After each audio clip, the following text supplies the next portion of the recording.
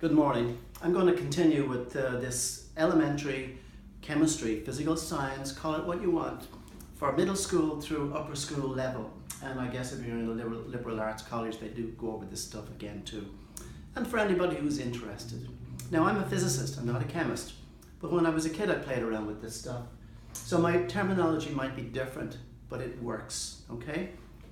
I do stick to the traditional names of compounds and of chemical formulae. Now, the origin of the symbol for a chemical compound is from the Latin word for that stuff. For example,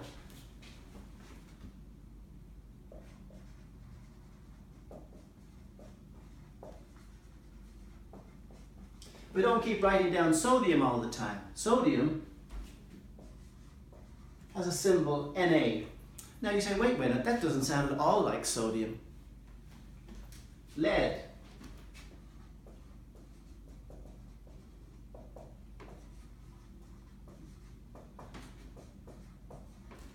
Pb. Doesn't sound at all like lead.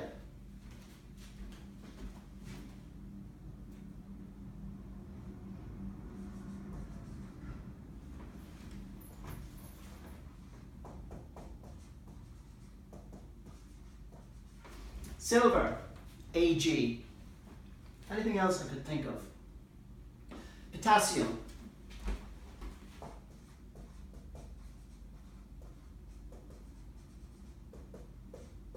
The symbol is K. And so on and so forth. Most of them after that have symbols that sound like the name, like fluorine is F, carbon is C, lithium is Li, hydrogen is H. These come from the Latin word for the compound, for the substance, sodium.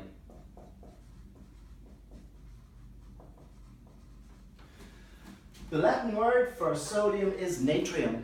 So we have the symbol Na.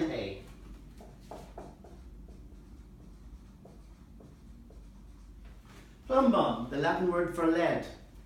Plumber, used lead pipes, plumber. In the old days they used lead pipes. Plumbum, plumb line. Okay, plumb line is a lead weight which hangs to show the vertical situation of a building. Silver.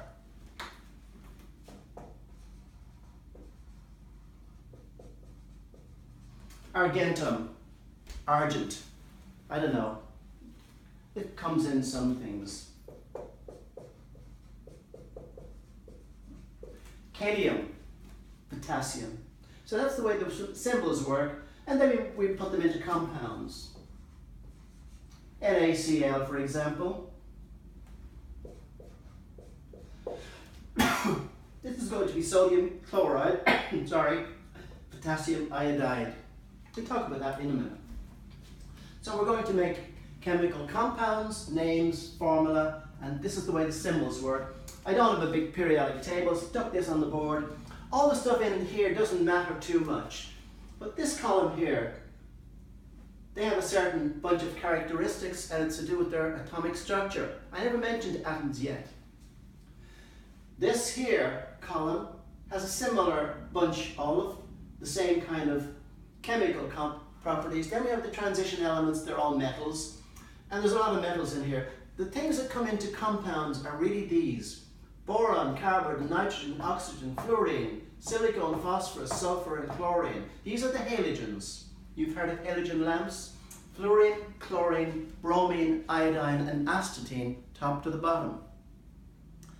And at the end, we have the last column, the noble gases. I call them inert gases.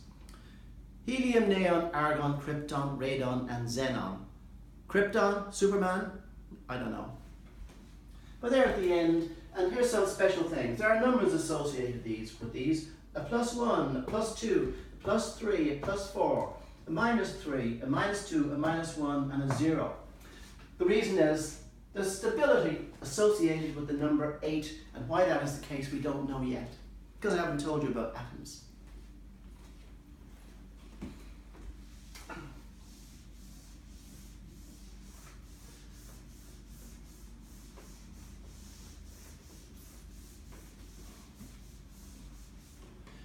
Now, to understand chemical compounds, it's kind of, well, John Dalton did a lot of work on this before atoms were known, okay?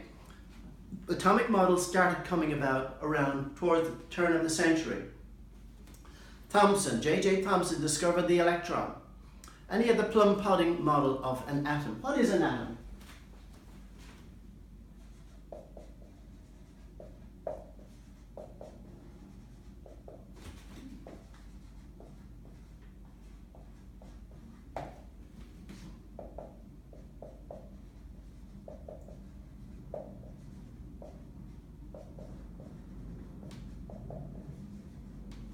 Originally, an atom was thought to be an indivisible particle that cannot be reduced further, okay? Well, we now know it can be reduced further into many different parts. But a way to describe an atom, probably formally, would be this. It's the smallest particle that can take part in a chemical reaction, okay?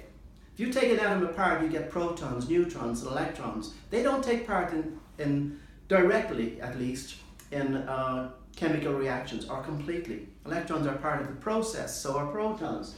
But as a particle, an electron doesn't make a reaction, okay? Only an atom does that. And like I said, there are 92 different species of elements. Here's what's going to happen. There will be 92 different types of atoms. And fundamentally, their structure is all the same, and it's very simple. So, J.J. Thomson first found, actually the electron was first identified by George Stoney over in Ireland, and named as such. Thomson discovered it kind of experimentally. So, the fundamental unit of electricity is a thing called the electron. Okay. It carries what's called a negative charge. Negative charge was identified by Benjamin Franklin, that there exists positive and negative charge is a long story. If you want to see more about it, go to my Coulomb's Law lecture.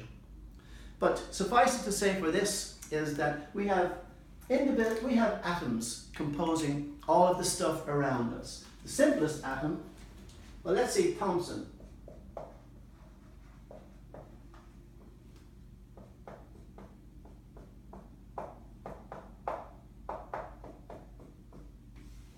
He said there's a plum pudding model of the atom. Plum pudding is what you eat at Christmas time in Britain and Ireland. It's got raisins in it, different kinds of fruit, and it's very heavy. Often it's round. Basically, forget about trying to understand what electric charge is. Nobody knows actually exactly what it is. But one way or another, individual opposite charges are scattered throughout this sphere in the Thomson model of the atom.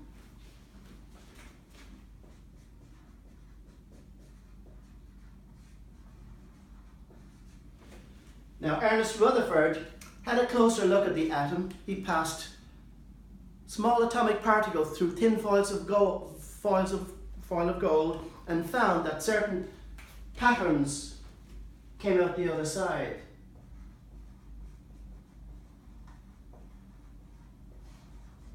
So he called this the nuclear model of the atom. Actually, I don't know if he did or not, but it's the nucleus of the atom. He identified the nucleus as being a hard center core in the center of an atom.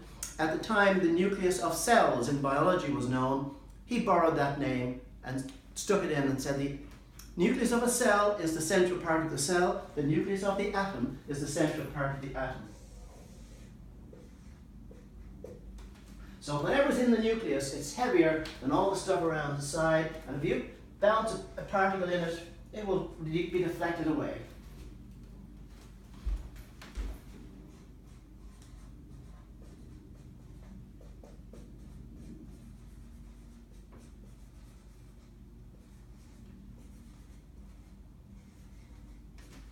And then up in the earlier part of the 20th century, outgrew the Bohr atomic model of the atom, which is a vision of the atom as a kind of a mini solar system with nucleons in the middle and electrons going around it. The nucleus will be like the sun, and these electrons will be like planets.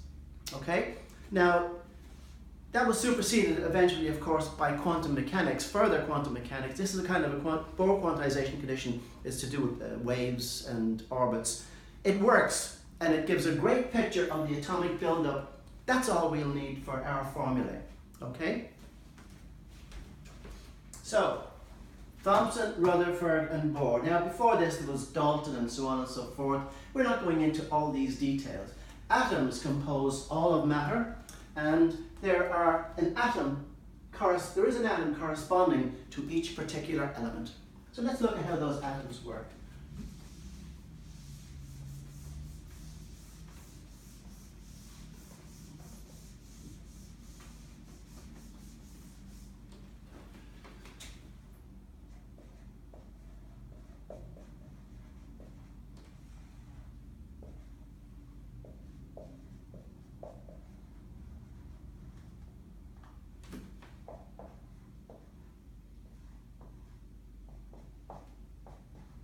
Now, first beginning particle for an atom to know about is the proton. It carries a charge of +1. +1 what? +1 just for now. And the electron carries a charge of -1. So therefore, if we have one proton,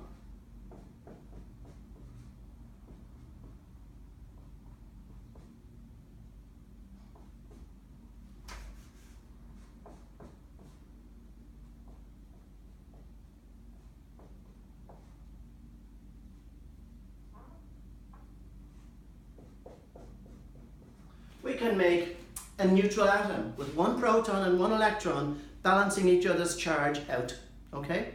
Now positive charges attract, that's what happens in an atom. The protons with a positive charge attract the electron to it. But due to certain principles that we know about, the electron never falls in directly to the proton. So we end up with a situation like this.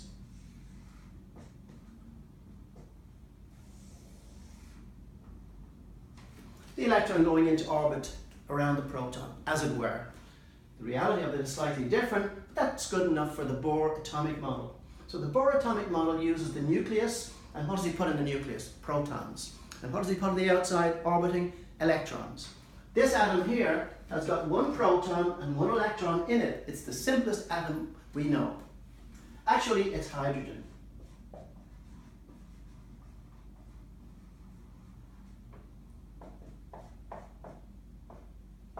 Now we're going to write a symbol 1 downstairs to denote one proton. Upstairs we'll have a symbol to denote something else.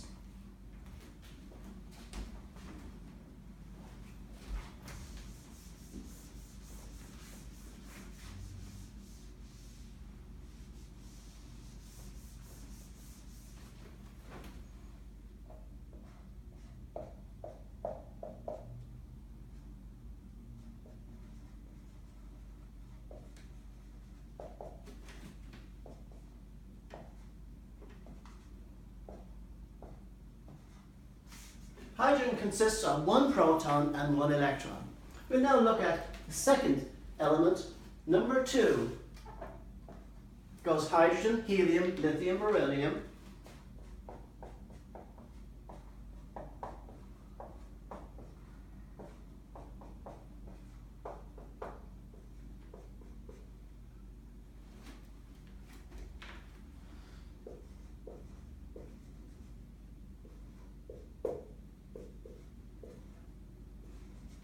Number 1, hydrogen. Number 2, helium. Number 3, lithium. Number 4, beryllium. 5, boron. 6, carbon. 7, nitrogen. 8, oxygen.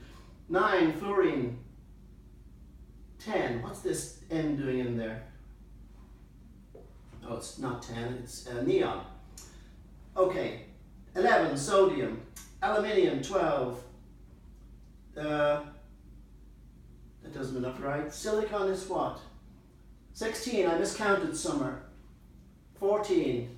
Anyway, phosphorus, sulfur and chlorine and so on, all the way up to 92, which is uranium.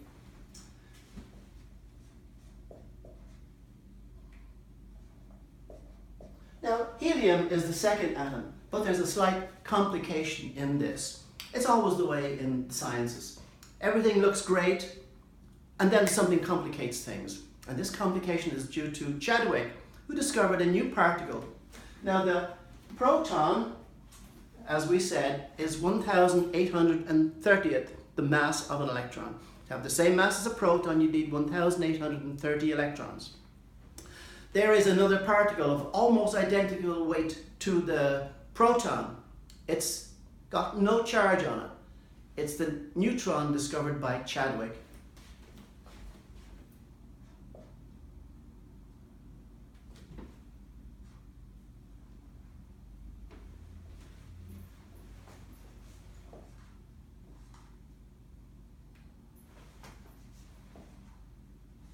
So, we can neglect the weight of an electron when we talk about the atomic weight.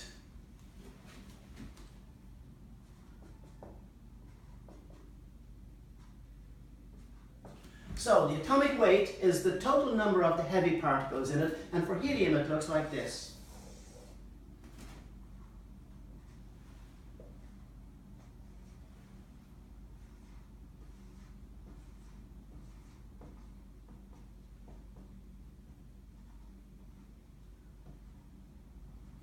There are two other particles in the nucleus of helium, the same weight as the proton.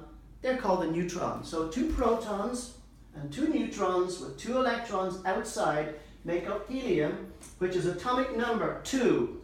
Now the atomic number just counts the number of protons in an atom. And it also gives us the place on the periodic table. So the atomic number is 2.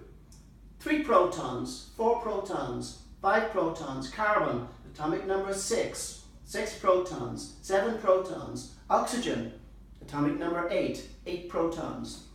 Fluorine, 9, 10, 11, 12, 13, 14, 15, 16 protons. That's the way the atomic buildup works. And these two electrons go into what's called a K shell. I'm not calling them energy levels. It's a K shell. It's good enough. All right. Now, what happens is this. The K shell cannot take any more than 2 electrons. It's full. It's stable. Stable, helium. Okay, stable, what does that mean? Nothing. Just for now, it just means it's a stable atom. Actually, it doesn't react with anything. Helium is an inert gas. It's stable with 2 electrons. All of these get stability at 8. Okay, so let's look at the next atom.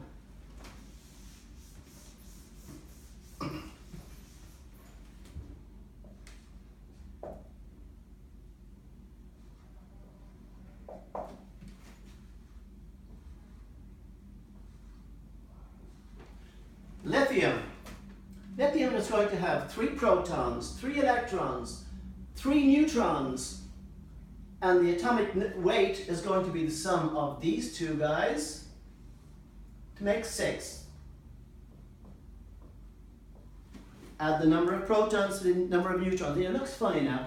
It looks like this number is going to be twice the number of the atomic weight is twice the number of protons. In other words, same numbers of protons as neutrons.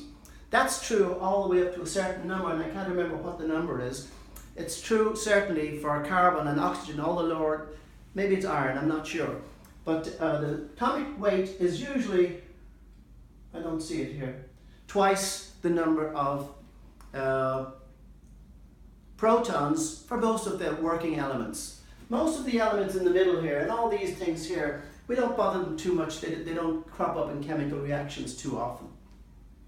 What crops up in chemical reactions are the alkali metals, the alkaline earth metals, the halogens, the group with oxygen at the top, the group with nitrogen at the top, and the group with carbon at the top. Most of the compounds in nature are actually made by carbon for a special reason that I'll tell you in a minute. Lithium is number 3, so it's going to have 1, 2, 3, 1, 2, 3.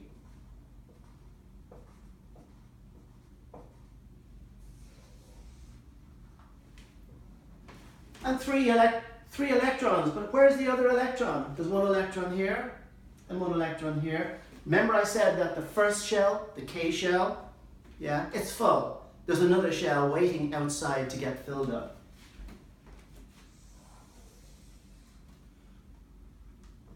So that electron goes into that shell.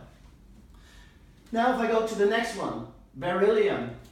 Beryllium is going to have an extra proton and an extra neutron and an extra electron. Boron, another neutron, another proton and another electron. Carbon, look at that magic number. 4 electrons in the outside shell for carbon, an extra neutron, an extra proton. 4 electrons in the outside shell is a magic number. The question is, if this is the K shell, what's this? Well, it's the L shell. And the next one is going to be the M shell. This shell is full with 2. This shell, it's going to fill up when we've got 8 electrons. 8 electrons, that's all we can stick into the L shell. That's a stable number for all the other energy levels, shells. However, 18 electrons can go into that shell, okay? But it's stable with 8. We don't complicate that. It goes 2, 8, 18, 32 and some other numbers for the shells. And what way does it work? Well, the shells exist around the atom. Actually, let's just do carbon. Carbon, atomic number 6 on the bottom. Atomic weight, 12, almost exactly 12. There's a decimal sometimes if you look at your periodic table. I'll explain the reason for that later. Right now we're just going to round off the atomic weight. Carbon has 6 protons,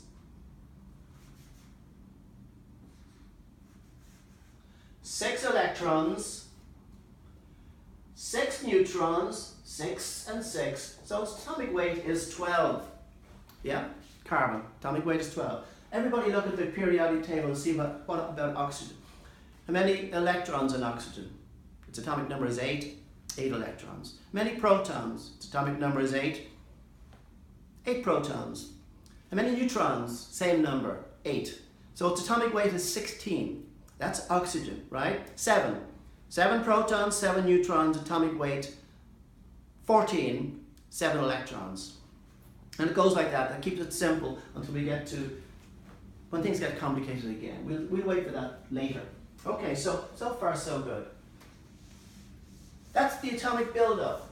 And the pattern continues. Let's do uranium.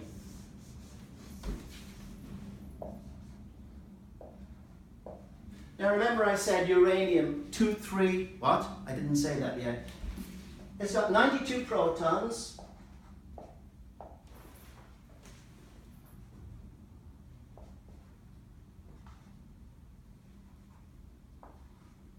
I put the protons this way. 92 protons, 92 electrons, and wait a minute. Uranium is different.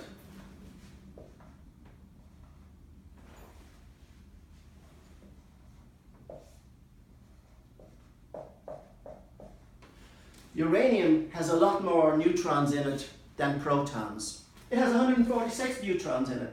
Big number. Take 92 from 238 and I get 146 because 238 is the balance. So we'll say 92 protons plus 146 neutrons is 238 atomic number. Sorry, atomic weight. Atomic number is 92. Now, what else? Oh yeah, I could complicate things. There is another uranium. Uranium-235. That's the uranium that is fissionable. That means you can split it and make a bomb, right? And that would be a fission bomb. Another bomb is a fusion bomb. I'll talk about that another day. I don't want to get FBI looking at me just yet. So let's do, that's enough. Now you should get the pattern of the periodic table. Now go and look at Google and see somebody else talk about it in more detail. I've given you the essentials. You should be able to pick up everything from that. Except that I'll have you taken away something. I really want to deal with chemical reactions and what determines the way chemical reactions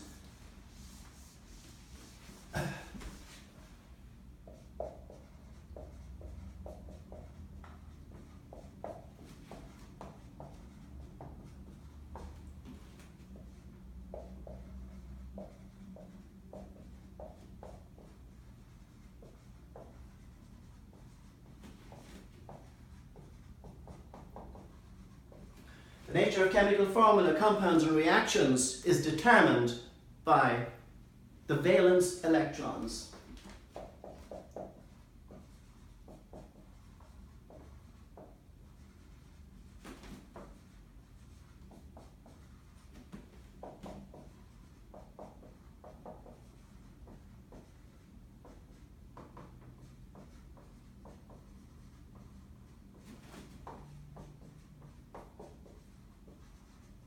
Now these are just the outside shell electrons. So that you can have an atom with a nucleus, a whole lot of shells in there, and they don't matter. It's just the outside shell.